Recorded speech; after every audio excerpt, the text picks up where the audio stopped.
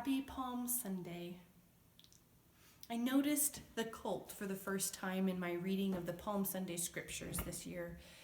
I noticed the cult in a way that it pulled me in with wonder to find meaning. This seems like a rich definition of spirituality, seeking meaning for life. The colt, as a baby donkey, goes with his mom and with Jesus to Jerusalem. It's such an image.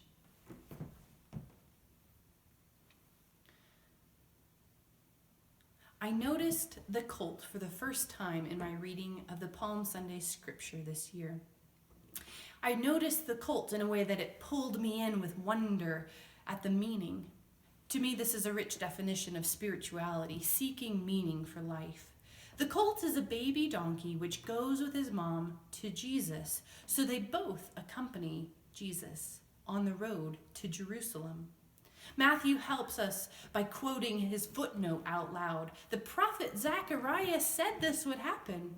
Now, Matthew really wanted the Jewish people to take notice, to make a link, to make sure their connection led them to understanding a fulfillment, how the prophetic word was being lived out in this particular moment.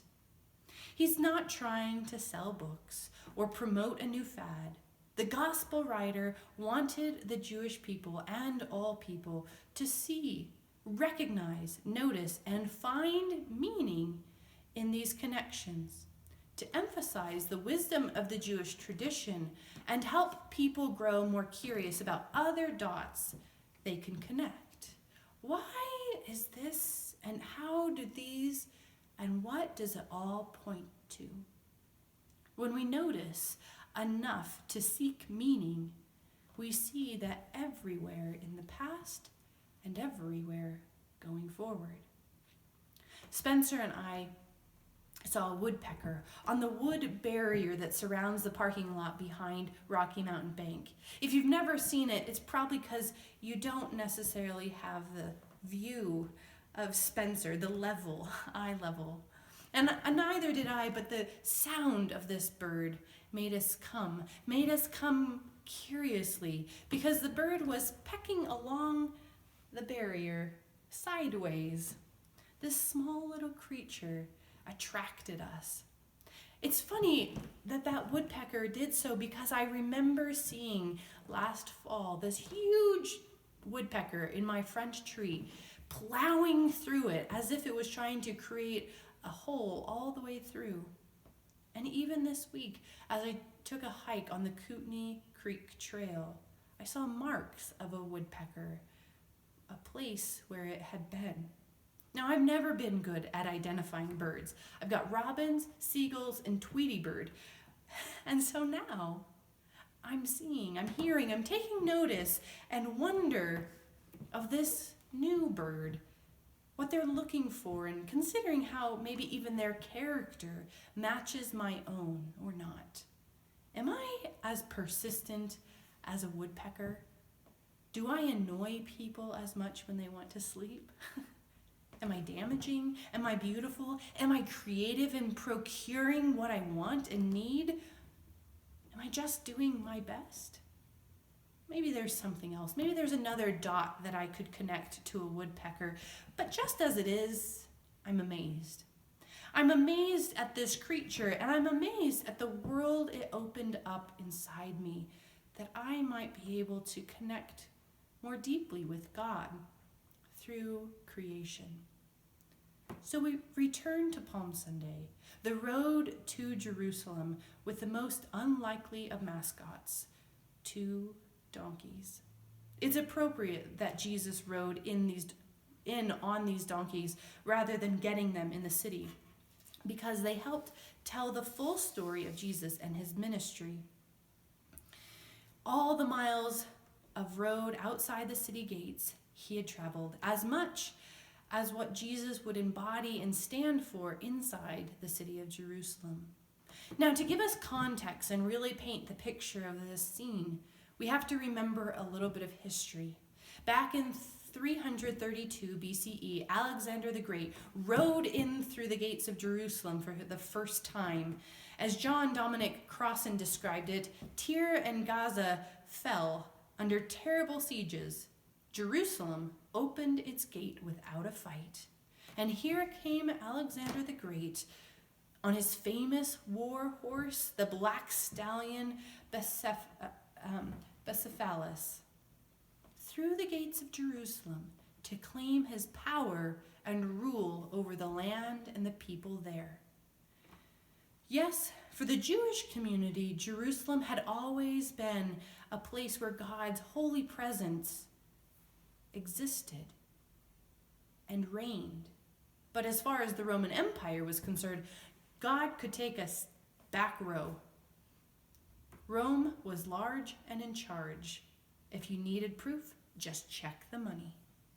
Now, as part of the Passover festivities, years later, and in this particular moment of Jesus' arrival, Pontius Pilate would have followed form of his emperor leader, riding a strong, commanding horse through the gates, expressing a continued power of the Roman Empire and expectant obedience for its onlookers. Now, I can't imagine anyone else beyond the Roman leadership ever venturing such a scene of pomp and circumstance in front of their house, much less through the city gates. So Jesus caught people by surprise, as did his transportation, a nursing mother donkey and her colt. Could there be a better contrast to dominating power? The crowds cheered and waved palms as they would have for any great leader, but with a donkey and her baby, they had to take notice and become curious with wonder. What is the real meaning in all of this? For Jesus to embrace this ride, this personal image, is to claim its significance and character of vulnerability. Take a moment. Take this small detail and this incredible virtue for a moment, so as it guides your memories and maybe even your study of the scripture for Palm Sunday. The road to Jerusalem began with vulnerability as Jesus was a baby, which eventually and quickly turned into vulnerability as a refugee, as he escaped Herod and went to Egypt, only to return to his home country as a vulnerable child of two poor working parents. Still, his ministry took on vulnerability.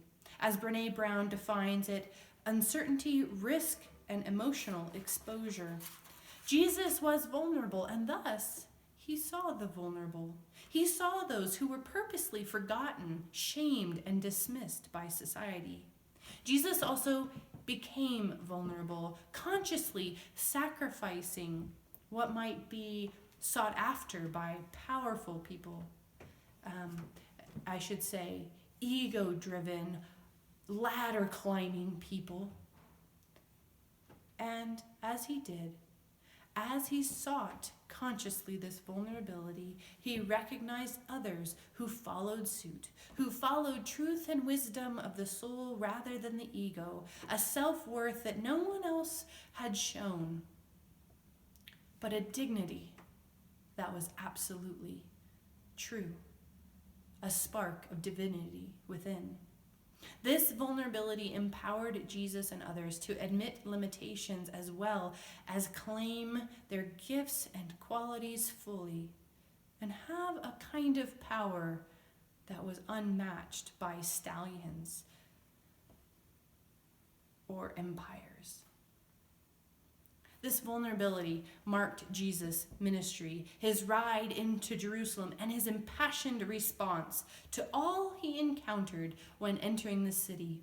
The following verses in Matthew talk about how Jesus overturned the tables because he immediately noticed vulnerable people who were forced to buy animals for sacrifice for outrageous prices, without any teacher or leader guiding them to the heart of their confession, forgiveness, or worship. What was this all about? Why are we doing this thing? You have ruined the relationship with God, he was saying, and made it a transaction. Over and over, he peacefully but passionately upended the injustices creating physical, mental, spiritual, vulnerable people and community. I saw the cult in Scripture this time, and I discovered a deeper understanding of Jesus' moment and Jesus' meaning, past, present, and future. I saw a woodpecker and noticed all the smaller things around me. So I'm not quite sure if today's message is one where the divine gave meaning to the ordinary, or the ordinary gave meaning to the sacred. Either way, both are there for us to claim and help us notice more of the same, more of the character of God. What do you notice that makes you see more and more of it? I've seen lots of kids riding their bikes around with families. I'm seeing this and noticing the meaning of more, slower relationships that seem rich. Perhaps you've seen God's providence, even in the dark times. The providence that comes when you receive the call for a layoff, while simultaneously a friend is emailing you about an opportunity and that you're important. Perhaps what you're seeing more of is that when people need God's grace, communion is desired so much. Breaking bread, the simple, ordinary things become extraordinary and sacred. Triumphal entry for me today is less of a brass band and more of a simple clarinet playing a quiet but resonant tune. For in that one finds intention, focused power, and clarity of the subtle meaning around us. As you notice the small things, like a colt, allow wonder to move you to meaning. How do the small things become big? How do the ordinary things become sacred? May you be blessed this day and always on the way to Jerusalem, the way to community, the way to simple acts of washing your hands, the way to the cross and sacrifice, and eventually to the way of life. Go in peace, my friends. Please know that as you go from this video, that there will be many opportunities this week for you to take an intentional, reflective look inside yourself and inside your family, inside our world. This is the possibility of our times right now. Let us take it as an opportunity, one of grief and sadness and suffering and solidarity, and one of finding hope, one of finding joy, one of finding meaning when it matters the most. Amen.